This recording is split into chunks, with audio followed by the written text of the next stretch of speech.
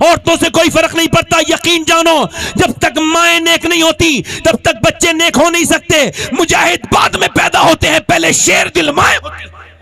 واہ واہ سبحان اللہ. بے شک. اور یاد رکھو جس قوم کی عورتوں کے پاس اخلاقیات نہیں بچے ان کے بچے کہاں سے اخلاق سیکھیں گے بتاؤ؟ جب ماں نے سیکھا ہی نہیں. اللہ کے رسول نے اعلان فرما دیا، میرے نبی نے فرمایا، میرے آقا نے کریم نے رحمت عالم نے ارشاد فرما دیا، تم یہ صحابہ کرام کو جب عورتوں کو جب پتا چلا تو اپنے اپنے بچوں کو لے کر کے آ رہی ہیں. 18 سال کے 17 سال کے چھوٹے بڑے بچے سب لے کر کے آ رہی ہیں. پورے دن تانتا بنا رہا صبح سے لے کے شام تک، مگر ایک عورت نے بھی یہ نہیں کہا میرے بیٹے کا، میرے بھائی کا، میرے بچے کا خیال رکھنا. ساری عورتیں یہی کہتی تھی، یا رسول اللہ میرے بچے کو میرے آقا کریم میں بھیج رہی ہوں، مگر میرے بچے کو سب سے اگلی سب میں کھڑا کیجئے گا جنگ میں تاکہ یہ شہید ہو جائے اور میں شہید کی ماں کہلاؤں، شہید کی بیٹی کہلاؤں، شہید کی بہن کہلاؤں. سبحان اللہ سبحان اللہ سبحان اللہ. زندہ باد. بے شک. شہید کی بہن کہلاؤں، شہید کی بیٹی کہلاؤں.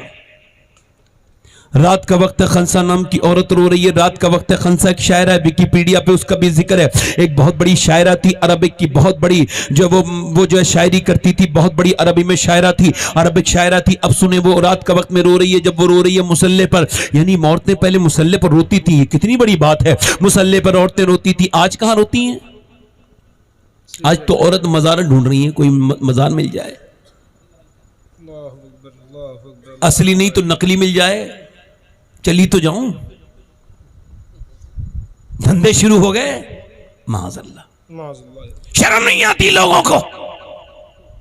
عورتیں جب سجدے میں مصلی بچھاتی تھیں اس وقت میں بچے سمجھتے تھے کہ نماز میری ماں پڑھ رہی ہے. جو ماں کرے گی وہی بچہ کرے گا، جو کہو گے وہ نہیں کرے گا، جو کرو گے وہ کرے گا. پھر کہہ رہا ہوں بچہ جو کہو گے وہ نہیں مانے گا، جو کرو گے وہ کرے گا، ہے نا. اب توجہ کر میری طرف غور کرو. رات کا وقت ہے، خنسا رات کے وقت میں رو رہی ہے.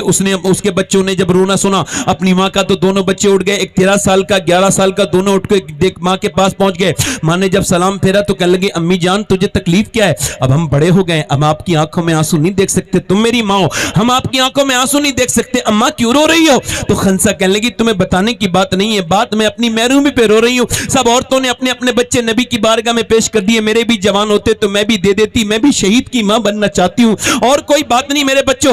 بچے آگے بڑھ کے کچھ نہیں بولے، اندر سے گئے تلواریں لے کے چھوٹی چھوٹی آئے اور بولے ماں دل تھوڑا کیوں کرتی ہے، چل لے کے تو چل نبی کی بارگاہ میں، ہم اپنی جانیں دینے کے لیے تیار ہیں، ہم حضور کی بارگاہ میں جان دے دیں گے، چل کے چل لے کے چل. بچوں نے جب اپنی ماں سے کہا تو ماں بولی بیٹے ابھی بہت چھوٹے ہو، ماں تو لے کے تو چل، تیری تربیت پہ فرق نہیں آنے دیں گے. ماں نے اپنے بچوں کو دیکھا، بچوں نے ماں کو دیکھا، ماں کی آنکھوں سے چند آنسو گرے قطرے خوشی کے، اور بچوں کو لے کے گئی حضور کی بارگاہ میں. دونوں بچوں کو حضور میرے دونوں بچوں کو فوج میں داخل کر لیجئے. کیسی مائیں تھی یار، ذرا سوچے تو، آج میرے بچوں کو فوج میں داخل کر لیجئے. میرے نبی پاک نے فرمایا تیرے دونوں بچے چھوٹے ہیں، ابھی یہ بڑوں کا مقابلہ نہیں کر سکتے. تو چھوٹے والے نے بڑے والے نے تلوار چلا کے دکھائی، 13 سال والے نے. نبی نے فرمایا چل یہ تو چلا جائے گا مگر یہ چھوٹا والا نہیں جائے گا 11 سال والا. تو 11 سال والے نے اپنی دونوں ایڑیوں کے بل اپنے آپ کو اٹھانا شروع کر دیا، یعنی پنجوں کے بل کھڑا ہونے لگا. وہ پنجوں کے بل کھڑا ہوا اور اچکنے لگا. نبی نے فرمایا ہائٹ مت بڑھاؤ، آپ چھوٹے ہو، آپ نہیں جا سکتے. کہنے لگے حضور میری اس سے کشتی کرا دیجئے، میری طاقت اس سے زیادہ ہے بڑے والے سے،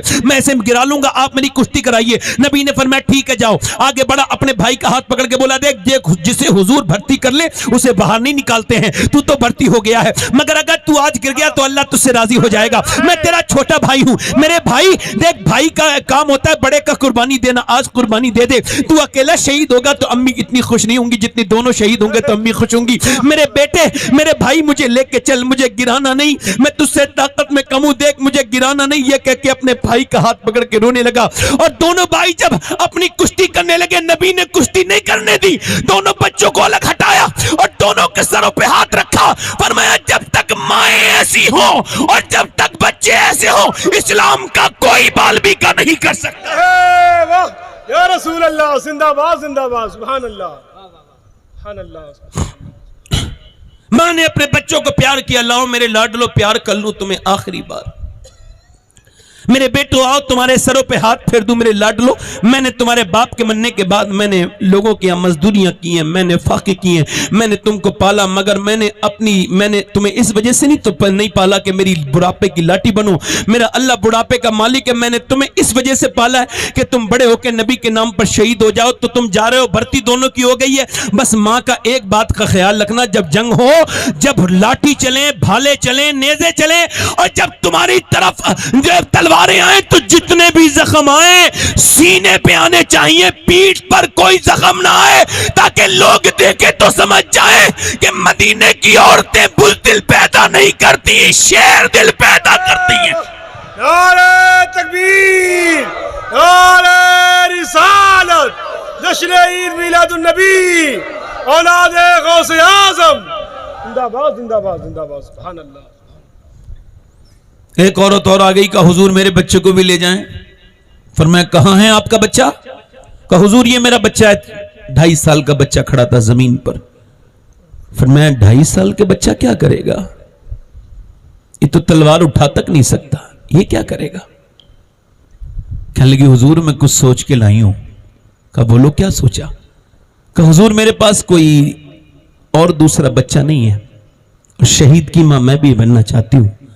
تو بچے کو اس وجہ سے لائی ہوں کہ جب آپ کو ڈھال کی ضرورت پڑتی ہوگی, جب تلوار نیزے آپ کی طرف تیر آتے ہوں گے ڈھال کی, تو حضور جب جنگ شروع ہونا تو میرے لال کو ڈھال بنا لیجئے گا. اگر 1-2 تلوار 1-2 تیر میرے لال لگ جائیں تو میں اپنے آپ کو سعادت والی سمجھوں گی, قسمت والی سمجھوں گی.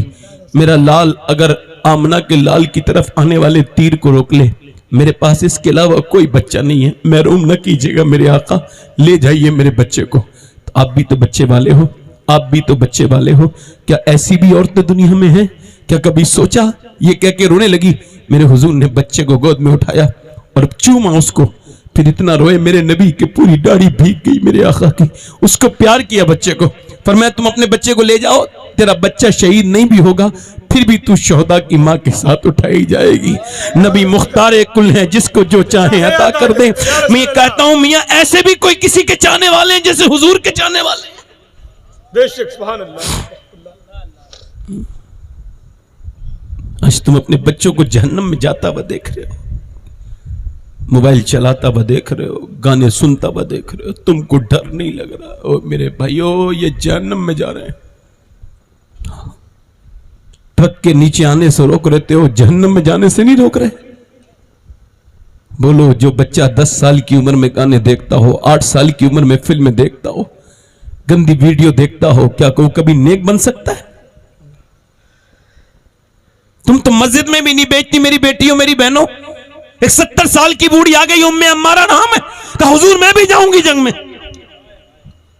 ارے تو کیا کرے گی؟ عرض کی حضور میں جو ہے نا زخمیوں کو پانی پلاؤں گی. ارے بولے تو صحیح یار. سبحان اللہ, سبحان اللہ. اور آج کل کی عورتیں بوڑھی ہیں, 70 سال کی ہو گئی ہیں, خوش خوسٹ بوڑھی ہیں, بدتمیز بدبخت. یہ بڑیاں یہ جو اپنی بہوؤں کا جینا حرام کرتی ہیں, ان بدبخت بڑیوں سے کہہ رہا ہوں. ایک خدا واسطے کا ویر ہوتا ہے کچھ ساسوں کو اپنی بہوؤں سے.